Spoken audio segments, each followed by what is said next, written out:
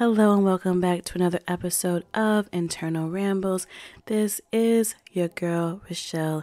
If you are new, welcome. And if you're returning, thank you for tuning back in. Internal Rambles is a very eclectic podcast. I talk about everything from my life, career, trending entertainment topics, etc. My normal episodes releases every Thursdays, 8 a.m. Eastern Standard Time. My bonus content, which could include my reality show recaps, the male perspective with G.O., etc. Those episodes do not have a set schedule. And today, this is a bonus episode, continuing to review and recap Married at First Sight Nashville. This is the episode before decision day. So I'm just going to go through the episode and give my decision day predictions. So let's not wait. Let's not hesitate. Let's get into this episode and what happens and just my thoughts on what I believe is going to happen on decision day. Okay, y'all ready? Let's get into it. Alrighty, so I'm just going to go through this episode. This is episode 19 of Married at First Sight Nashville. I'm going to go through what is going on couple to couple and then give my decision day predictions. Okay, alrighty, so Gina and Clint, they've been on the struggle bus this entire season and nothing has changed. So last episode, they met with Pastor Cal, who I'm going to just continue to say I adore. And I like also Dr. Pepper as well. And they just want to know what's going on with y'all. Where you at? What's going, So Gina dropped a bomb, She was like, in last episode, Clint's just very weird. He got funny jokes. He be embarrassing me out in public. I don't like it. So this episode, episode 19, Clint was like, she ain't never said this to me. I'm blindsided. I'm still trying to process it. So they did talk about it. But did they really talk about it? It just was really Clint saying, yeah, I am a bit weird and eclectic and I get it, But basically, he was saying, you never said this to me. This is where communication comes in, and you should let me know that I make you feel uncomfortable. And child, Gina ain't been communicating a darn thing. But that's really it. They go on their little dates, and that's what they've been doing. It gives friend vibes, but Gina just doesn't. Clint puts in a lot of effort. He's trying to get to know her. Gina's just like, I'm not here for a friendship. Okay, Gina, do some work. Yeah. That's what I gotta say about Clint and Gina. Actually, I don't have much more. I'm gonna move on to Chris and Nicole. So Chris and Nicole, they've been on a great path. They are the most connected couple. They have not had any major arguments. There hasn't been any major drama. They've already said I love you. The major drama is just Nicole is like, where are we gonna live after this? And I forgot, I haven't mentioned that Chris is like, hey, you got a lease, I got a lease. Let's live separately until our leases are over. And Nicole that's really been the stressor for her. She's like, excuse me, that what? She doesn't want to do that, and that's understandable. That's moving backwards. Y'all beyond living separately. And she's just like, I really want us to figure out where we're living, because that would be a regression. If you're on your own and I'm on our own, that could really cause us to move apart. Like, I need you to understand this. So Chris is just like, I need you just to get the decision day and we can decide further. And so that's that. I think he wants her to trust him, and I get that. She's a very high-strung, anxious person. She's had traumatic, abusive relationships, and I get her point. It doesn't help that he's like, you know what? Let's just let these leases. Why y'all? Honestly, the better plan would be like, yo, we got these leases. we'll figure out, a couple of days we're at your place, a couple of days we're at my place, but we're still together. The separate thing, I think, is just like driving her insane. I understand that. Nah, boo, you gonna be with me. If you gonna be with me, you gonna be with me. So, but Chris and Nicole, there's not much there. They've been on a really great path the entire time. So that's Chris and Nicole. Okay, Kirsten and Shaquille meet with Pastor Kel and Dr. Pepper, and they just talk about just their journey thus far. And what they have said is that they've learned how to be accountable to one another. Finally, it has happened to Shaquille. He's finally met Kirsten's father, which he has been like begging and I'm begging and I'm pleading, I'm begging you, please, on some like Jodeci type stuff, I just want to meet your family. And he had not met her father. He finally met her father, and it was a pleasant experience. The father, said, hey, you can come back anytime. And so that's just like Shaquille and family is like one, it goes hand in hand. That family is so important to him. And the fact that he finally met her father, and like, this is not the normal, I understand in normal dating, because I mean, no man met my father like you. So, there was one guy met my father, guy was, his soul from afar. Met my mother. There's men that has met my mother, but my father, no, that's other level type stuff. But you're not, y'all married. This is not, you can't, but anyways. But she did also reveal that her father did not want to be filmed. Okay, that's understandable. There's ways around it. Like, your father is not in the process. You are. Go meet your father not on camera. Anywho, in the house. So that I think that alleviated a bit, but also maybe not fully, but because she did not she said to him that she wants these deep conversations, but she didn't communicate that, dad did not want to be on camera. That was an issue for her too, but also I think that was her way of being like, I really need to be sure about you if you're going to meet my father, That's another level type of stuff. So anyways, that's what happened with Kirsten and Shaquille. And I'm glad that he got that, because like, she's been very engrossed in his family and he's still trickling into hers. And we at decision day, finally, we're right at the line of decision day. So that's Kirsten and Shaquille. Last but not least, Jasmine and Eris. So Eris meets up with McKinley, and I had mentioned, because McKinley had met up with Clint and shared. Last episode, McKinley shared that he had been in Gina's DMs, but this wasn't to Clint. This was like in his like diary thing, and I had shared like, I sure hope McKinley ain't trifling and trying to holler at Gina, and Gina is still married to Clint. So when he met with Eris, he clarified, and I also said, they be cutting these clips to make it seem like one thing when it's really another, and that was what it was. McKinley stated that he was in Gina's DMs because she has a famous client, and he's like, oh, I'm really attracted to the client. I just want to see. I have no chance. But let me tell you something. I've been around the block a little bit, here nor there.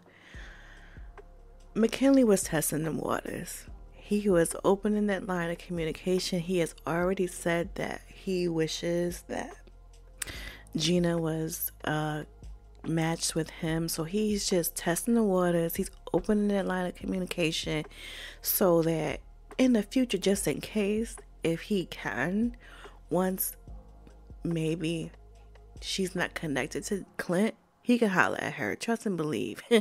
He like, when it's open, I'm about to walk up in there potentially. So McKinley, you ain't fooling nobody, but hey, do what you gotta do. Just don't do it while he's connected or she's connected to Clint. But also, I don't know, it's still kind of murky and dirty because all the guys are really cool and friends with each other. Like, just leave Gina alone, honestly, I would say. But that's just me. But let's refocus back to Jasmine and Eris. So Eris says that Eris and Jasmine meets with Dr. Pepper and Pastor Cal, and he says that he mentions how when they were at the retreat, that when he had to go off to work, that he missed Jasmine, and that he's learning a different definition of intimacy, and that he appreciates her as a person, her hard work. And she says that he's like checking in on her, and that was big because when she met with the expert, I think it was Dr. Pia previously, she was like, he don't even check on me, he don't text me, he don't, so there's progress there. But it's just, I mean, honestly, it's like the little things that you do like initially when you're dating someone. So that's that. That's the episode.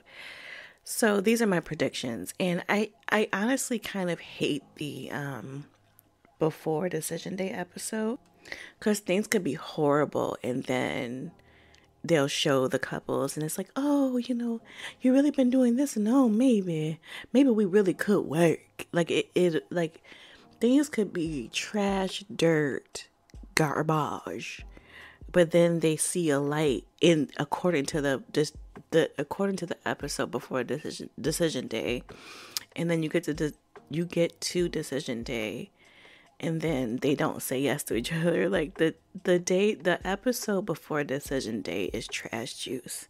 You really have to, as Marcus Tanksley would say, you really have to pay attention to just really the overall. And just, I mean, I don't know, like matters of the heart are different and are challenging, and you never know, like really people really just want to push through all the pain, or well, let's see where this goes, and it goes nowhere. And okay. So I think I know I have throughout the episode, I'm like, oh, maybe I don't know if I wavered. I don't think I have. Decision day, we have witnessed this at the last season where someone said yes at decision day, and not even like 24, 48 hours later, they broke up. So decision day, I think emotions just be so high, and then, so here's my predictions. I mean, Chris and Nicole, they're going to say yes. If they say no, I'm like, what did we watch for a season? And I think they will do fine. I think it was a really great match, and kudos to the experts. Shaquille and Kirsten, they should say yes, and I think they could do well. They have to just continue to learn how to communicate with each other. I think that Kirsten has a ways to go in I think she thinks she communicates and she don't be. And I think Shaquille was doing well, but he's gotten so jaded. There's work to be done there. They could be really great. Jasmine and Eris, please say no. Y'all ain't, I know you think, y'all at like we talking stage and y'all supposed to be in a marriage. Eris has growth to do. I don't know. Jasmine, you're amazing, and someone will treat you that way. You don't have to be fighting for attention, for love, for affection, for that fight. That ain't your fight, sis. That ain't what you, nah. He gonna look back and be like, man, I had a dope wife, and I let her slip through my fingers. They should say no. Are they gonna say no? Oh no. But Clint and Gina, Gina has said no in her head, but I think she didn't want to seem like she gave up in the process. I tried. I really did try. See what I did? but I don't know if she knows that she didn't try. I know she was present in the show, but her actions were not present. So I think ultimately, whoever say yes, no, it will be a no. And Clint, you be you. Don't change you. There's always personal growth you can do, but you're a good man, and someone will love your eccentricness. Is that a word? Yeah, okay. You put in that work. And Gina, chill. If you would have, there was bumps in the road initially, and you never got beyond that. Okay, and maybe Clint could have been, but you didn't put in that work to really see. Being present doesn't mean that you're working, because presence is just, hey, I'm here. She didn't put in that work. She wasn't communicating. She wasn't, she was telling him what she wanted. Oh, just change your hair. Bruh, what happens if his hair falls out? What you gonna do? The physical over time changes. What you gonna do? It's that person, So that's that. That's my predictions. I'm usually never right. I don't claim to be right. I'm just saying, because matters of the heart are tricky. It's tricky, and they're the ones in it. And there's people that said, I'm like, don't do it, and they do it. And there's been surprises. People have like stayed together, and then you never know. You never know. And that's my recap. We'll see what happens on Decision Day. You'll get that episode. Do they do reunions? I can't remember in this one. I won't be reviewing or recapping that. But that's this for this episode. I will do an episode for my Decision Day reaction. And then I think probably there'll be a little bit of a reality show recap break.